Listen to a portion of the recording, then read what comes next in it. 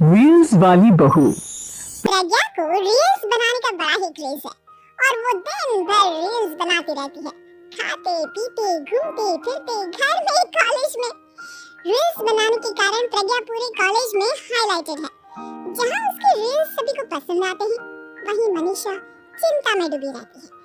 एक रोज जब खाते हुए प्रज्ञा रील्स बना रही होती है, तब मनीषा कहती है, एक मिनट भी चैन नहीं है इस लड़की को।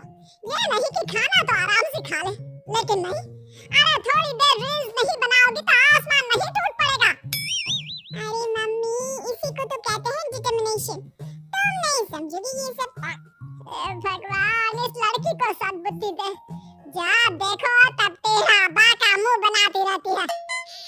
मनीषा की बात का प्रज्ञा पर जरा भी असर नहीं होता और वो खाते खाते रील्स बनाती रहती है।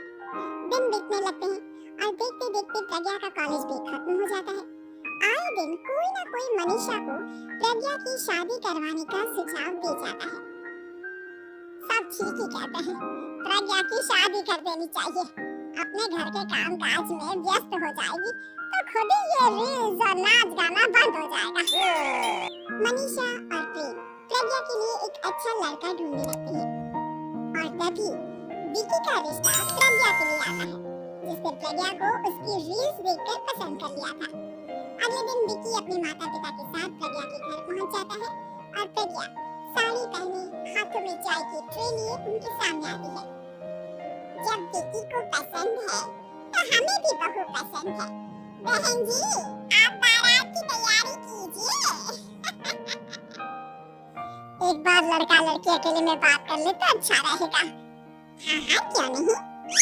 मनीषा विकी को प्रज्ञा के कमरे में भेजती है, जहाँ प्रज्ञा पहले से ही रील्स बना रही होती है।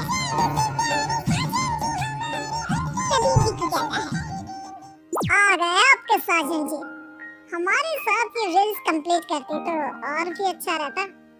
अच्छा जी, अब आ ही गए हैं तो बना ही लेती हूँ आपके साथ। दोनों मिलकर रील्स बनाते हैं। जब वी मीट और तुरंत पोस्ट भी कर देते हैं। फिर विकी कहता है, जब आप साड़ी में चाय लेकर आई तब मुझे लगा कि कहीं मैं गलत करवा तो नहीं आ गया। अब सही है।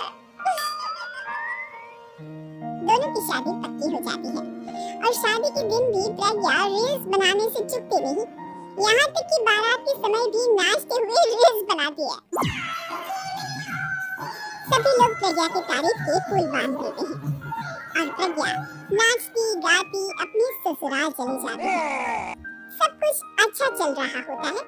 प्रज्ञा यहाँ भी दिन भर हर चीज की रील्स बनाती रहती है, लेकिन कुछ दिनों के बाद जब सुनीता कहती है, बहू, ये रील्स के साथ साथ कुछ काम भी कर लिया करो।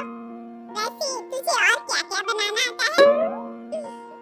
मम्मी जी, वैसे तो सब कहते हैं कि मैं सब कुछ अच्छा बनाती हूँ, लेकिन मुझे लगता है कि मैं मैगी अच्छा बना लेती हूँ। हाँ, अब कॉफी भी अच्छा बना लेती हूँ और मुँह तो सबसे अच्छा बना लेती हूँ। अच्छा अच्छा। सुनीता अपना माथा पकड़ लेती है और कहती है, बहू, कुछ खाना बनाना भी सीख लेती हूँ। मम्मी जी, मैं लंबी प्लानिंग कर रही हूँ। जल्दी ही मैं इतनी फेमस हो जाऊंगी कि मुझे पैसे मिलने लगेंगे। हम दोनों सास बहू राज करेंगे, राज। नौकर काम करेंगे और लोगों की तो लाइन लगेगी हमसे मिलने के लिए। तेरा दिमाग खराब हो गया है क्या बहू? हंसी मजाक तक ठीक है, लेकिन इस तरह घर नहीं चलते। जितना जल्दी हो इस घर के तौर तरीकों को सीख लो। प्रज्ञा मुंह घुमाकर चली जाती है और तुरंत उसी वक्त एक रील बनाती है। ये देख सुनीता का गुस्सा सातवें आसमान पर चला जाता है और विकी के घर आते ही सुनीता उसे सब कुछ बताती है। विकी भी अब प्रज्ञा की इन हरकतों से परेशान हो जाता है। तुम टेंशन मत लो मम्मा, मैं देख लूंगा। विकी कमरे में जाता है तो देखता है कि प्रज्ञा रील्स बना रही है। विकी बड़े ही प्यार से प्रज्ञा से कहता है, प्रज्ञा, इन सब के लिए मैं तुम्हें मना नहीं कर रहा हूँ, लेकिन फिर भी हर वक्त तो ये अच्छा नहीं लगता ना। समझने की कोशिश करो, मुझे भी तुम्हारा थोड़ा वक्त चाहिए। मैं जब ऑफिस से आता हूँ तो मुझे समय देने की जगह इसी में लगी रहती है। तुम ज्यादा ही सोच रहे हो। तुम भी मेरे साथ रील्स बनाओ ना। की कोई बात समझ में नहीं आती क्या? दिमाग खराब हो गया है तुम्हारा इस चकाचौंध से। अगर तुमने अपना रवैया नहीं बदला तो मैं तुमसे दूर चला जाऊंगा। तुम ही रिश्ता लेकर आई थी, मुझे लड़कों की कमी नहीं थी और ना आज है। विकी दरवाजा पटककर चला जाता है। धीरे धीरे विकी प्रज्ञा से दूर होता जाता है। एक रोज मनीषा प्रज्ञा के ससुराल उससे मिलने जाती है। तब सुनीता उससे कहती है, बहन जी अब आई है तो कुछ दिन यहाँ रहकर जाइएगा, आप ही का घर है। हाँ मम्मी, बहुत दिन हो गए तुम्हारे साथ एक भी रील नहीं बनाई मैंने। प्रज्ञा तुरंत अपने फोन में रील्स ऑन कर लेती है। ये सब मुझसे नहीं होता। तेरा ये भूत अभी तक नहीं उतरा क्या? बहन जी आप कुछ कहती नहीं क्या इसे? जब आप ही कुछ नहीं कर पाई तो मैं कर ही क्या सकती हूँ? सास तो वैसे ही बदनाम है।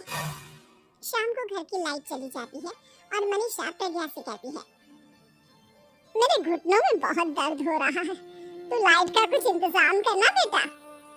अच्छा कैंडल जला देती हूँ मम्मा।